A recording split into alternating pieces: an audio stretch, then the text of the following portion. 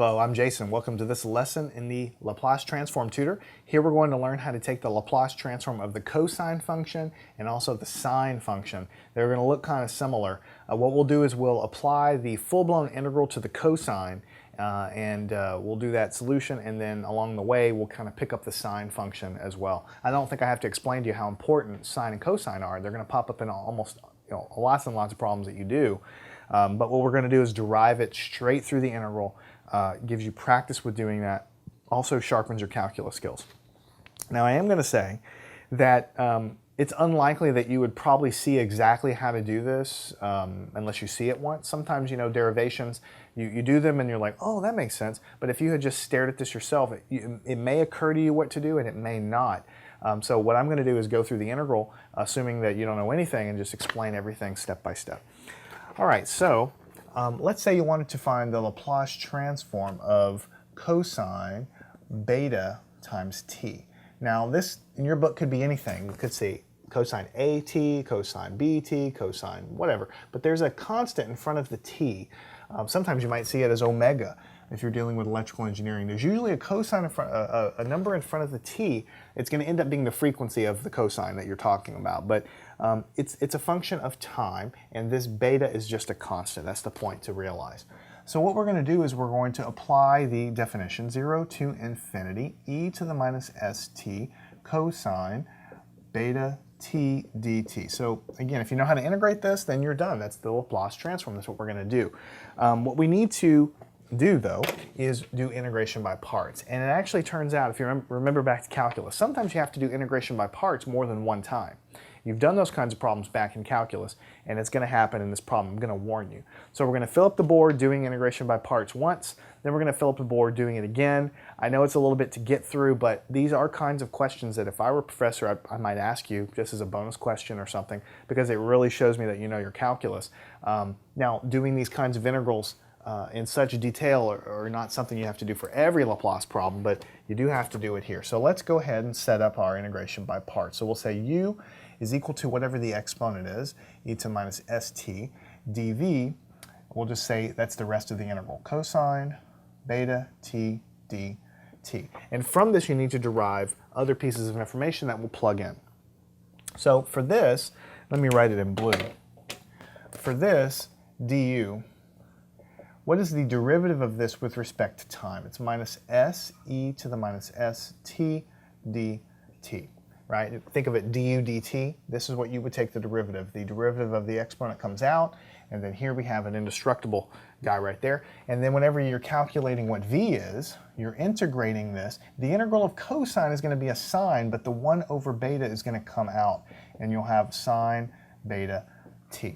I'm not showing a lot of these steps because what's really happening is basically to get this, to get v, you're integrating both sides. You're integrating this to give you v, and you're integrating this to give you this. I think a lot of you guys have had enough calculus now. You can integrate a real simple cosine function to give you a sine, and what comes in here comes out as 1 over beta. So that's the setup for the integration by parts, and now we have to actually pull it off. So we say uv minus the integral of v du. U is going to be this, so we'll have e to the minus st. V is going to be this, so we'll have 1 over beta sine beta t. And then we go from 0 to infinity, because when we do the first part, we have to evaluate at those limits of integration right there. And then we have minus the integral, again from 0 to infinity, v du. So v is 1 over beta sine beta t. That's v. Du is this guy here.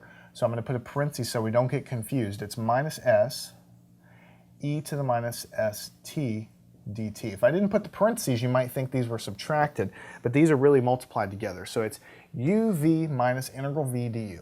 All right, it looks really ugly, and in truth, it's really not that hard, but you do have to be cognizant of getting the signs and everything right.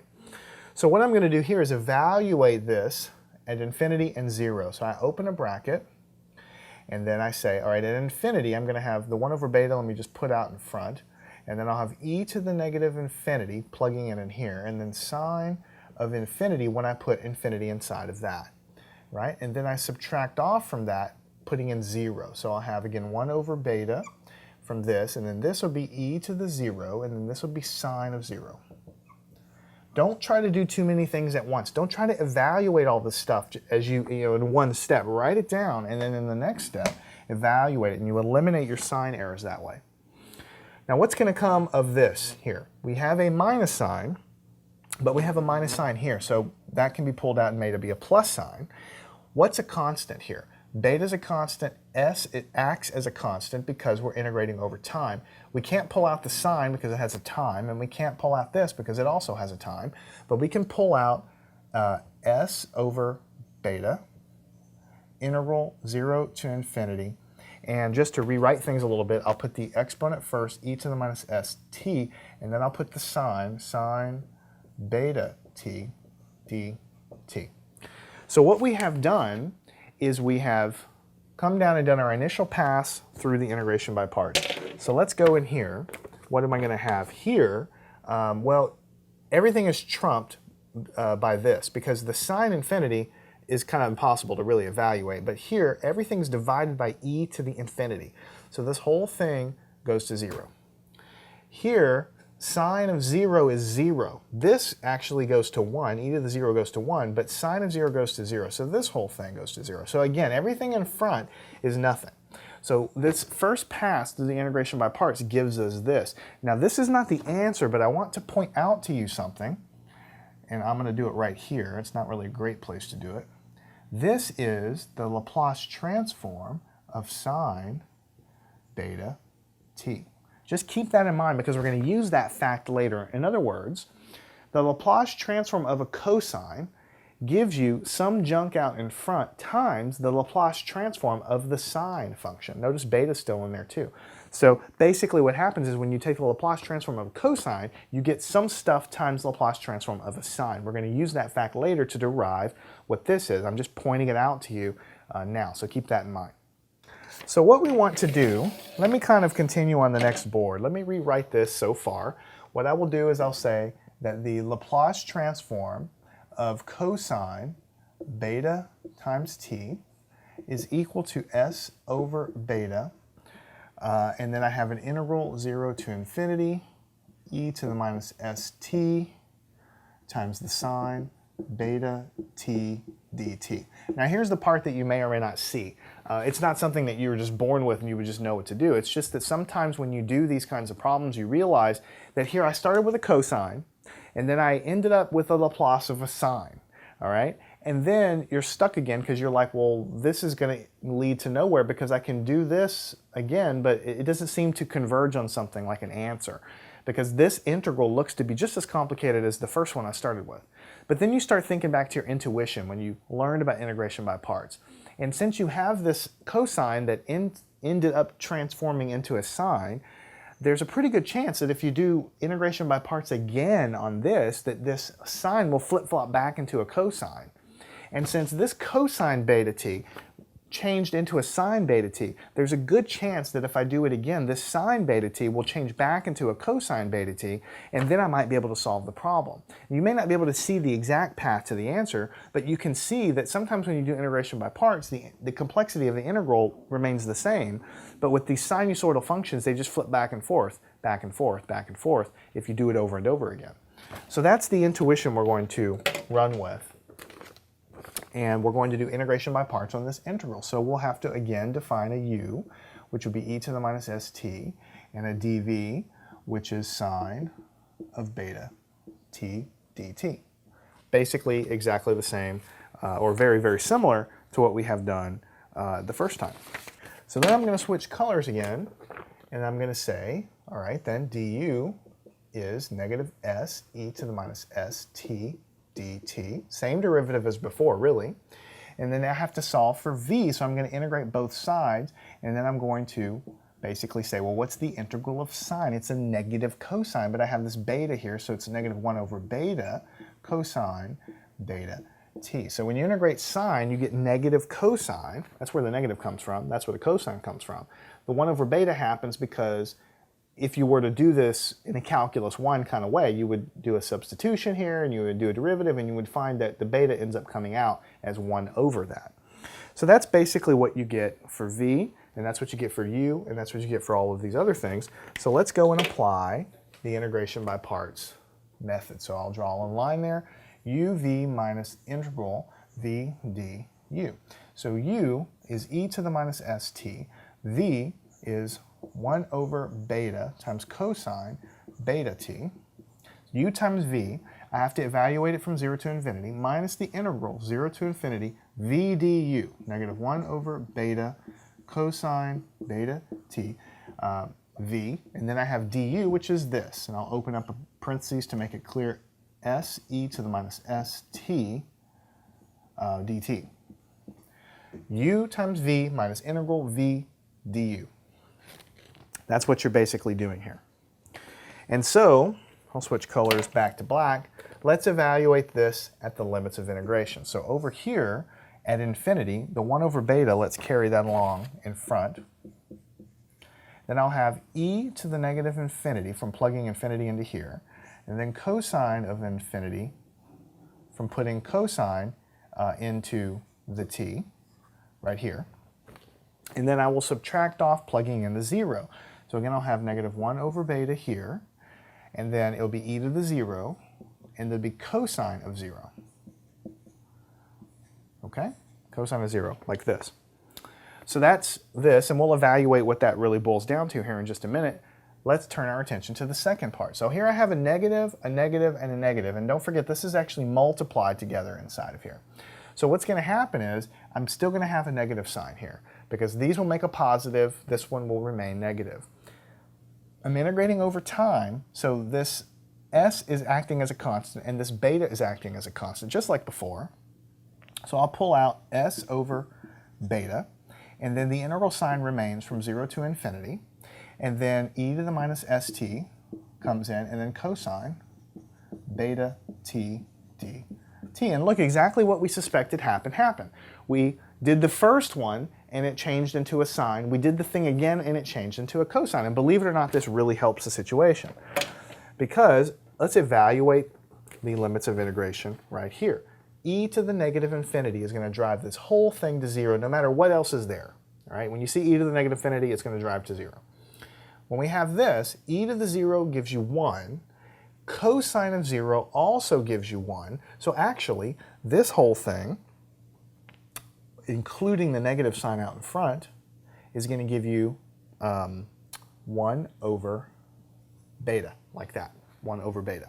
So we have negative times negative gives me a positive, 1 over beta. This becomes a 1. So that's what this whole thing is going to be, including the negative sign out front is going to give you that guy right there. And then we see that this integral transforms back again. So at first glance, you might look at that and say, the integral doesn't get any simpler. How am I possibly ever supposed to solve this? Until you realize that you can do the following little thing. And I know that you did learn this in calculus, but you probably don't use it all that much. Let's go ahead and do that right here. Let's take it from the top, all right? Let's go back up to here. The Laplace transform of the cosine.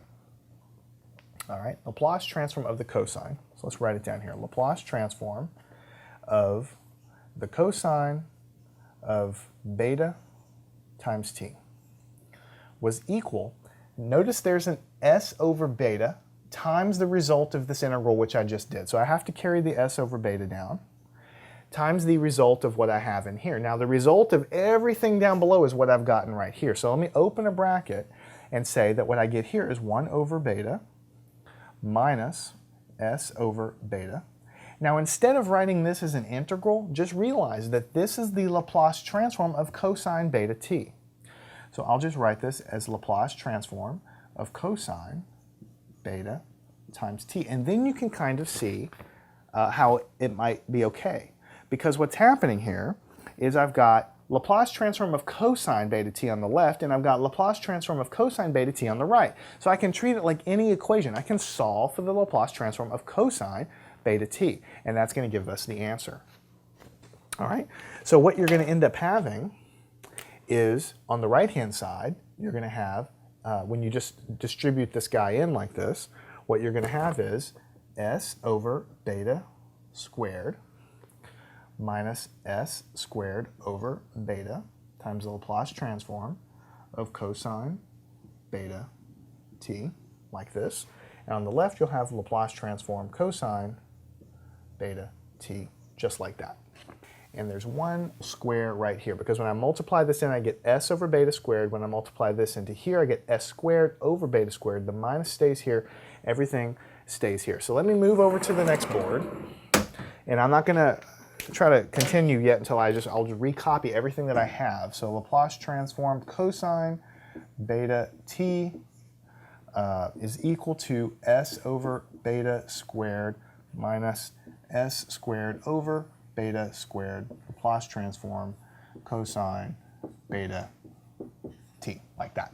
All right, so now what we want to do is we want to move this whole term over to the right-hand side. So what we'll have is Laplace transform cosine beta t plus s squared over beta squared, Laplace transform cosine beta t equals s over beta squared. So we just move that term over. Let me switch colors. Now you can treat this as a variable. It's like x and x, right? So we can factor it out. So let's pull it out and we'll say Laplace transform cosine beta t. And then on the inside here, we have 1 plus s squared over beta squared. And on the right-hand side, we have s over beta squared. So now you can kind of see where we're going, because here I just divide by this term here. And so what I'm going to get is Laplace transform of cosine beta t is equal to s over beta squared over 1 plus s squared over beta squared.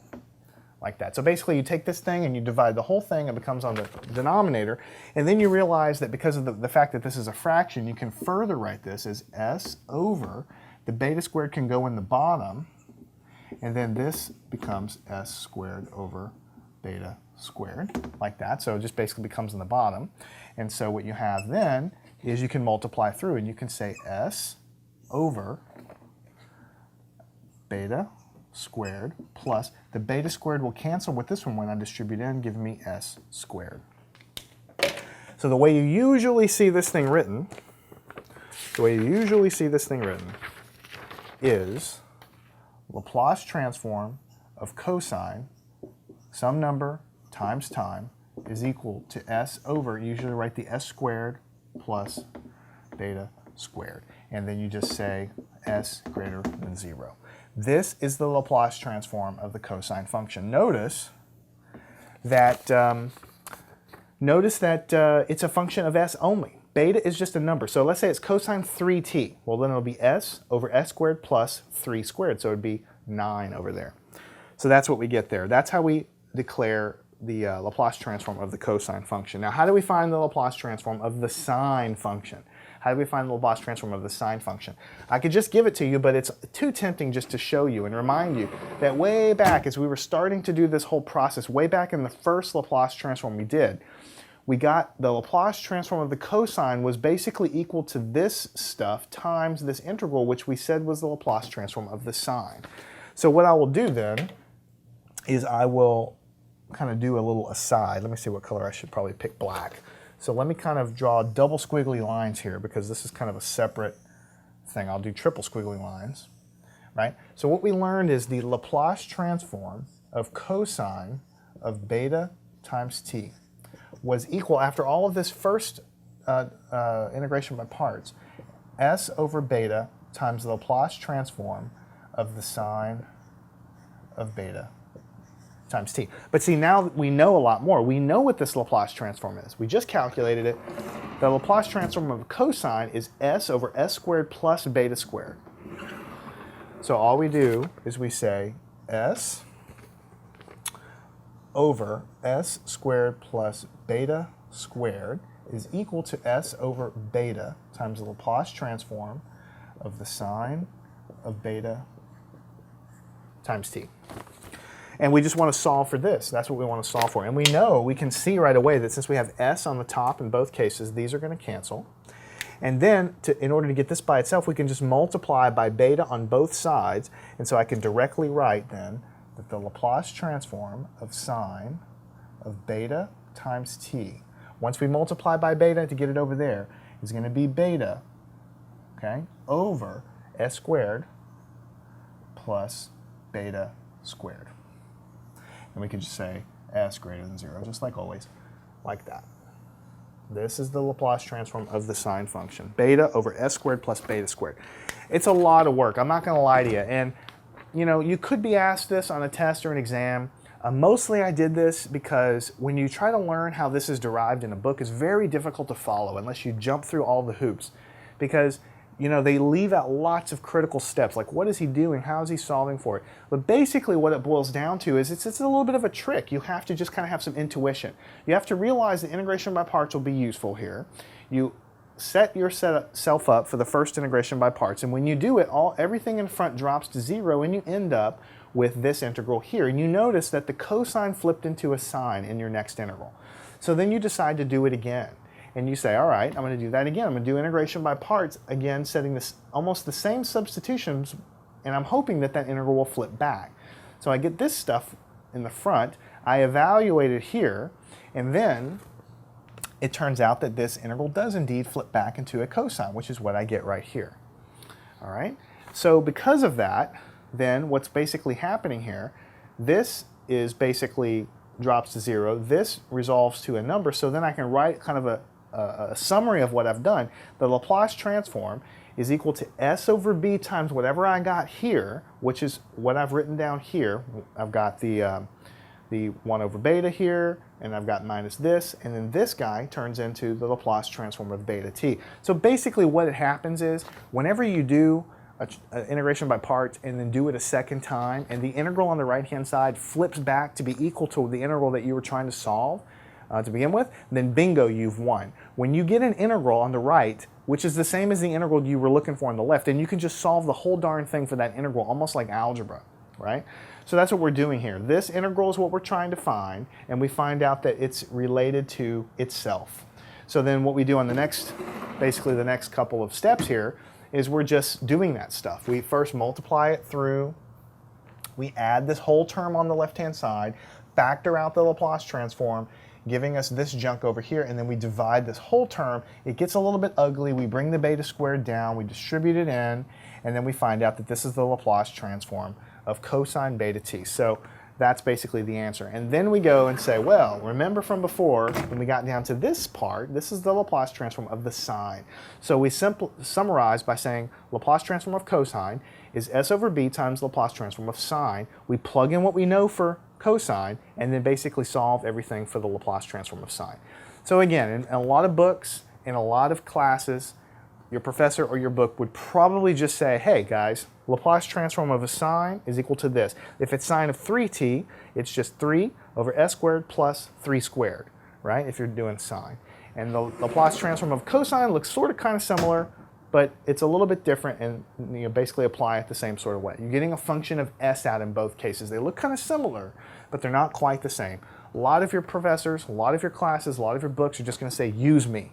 And that's fine, that's totally fine, but sometimes I want to show you where things come from, because it builds your calculus skills, gets you comfortable with that Laplace integral, and then you can kind of see that the stuff doesn't come out of thin air. There is some rigor behind it, and it's not something you can do, in 5 minutes, but it's something that's understandable. All right, so we're almost to the end of our road here as far as doing the derivations. I wanted to do that because I wanted to show you where this stuff comes from, but we have enough essential Laplace transforms derived so that what we're going to do in the next lesson is we're going to write them all down on the board, almost like a table of integrals. We use table of integrals back in calculus. We'll have a table of Laplace transforms for you to understand and, I don't want to say memorize, but become really comfortable with. And what's going to happen is we're going to use those Laplace transforms a lot, over and over again, to solve real problems. And you'll find out that now that you know how to take the Laplace transform of the sine, the cosine, an exponential, a constant, which is Laplace transform of 1, and also the Laplace transform of a power like t to the nth or t to the 5th or t to the 4th, then you have almost all the essential bases covered to do a lot of practical problems. So that's the path that we're going down. I know this course was front-loaded with a lot of heavy calculus, but I wanted to show you how to do it because I think that's what's missing from a lot of books. So follow me on to the next lesson. We'll summarize our results in a table, and then we'll begin using these Laplace transforms to do real problems and solving real differential equations and learning how Laplace transform is powerful and useful.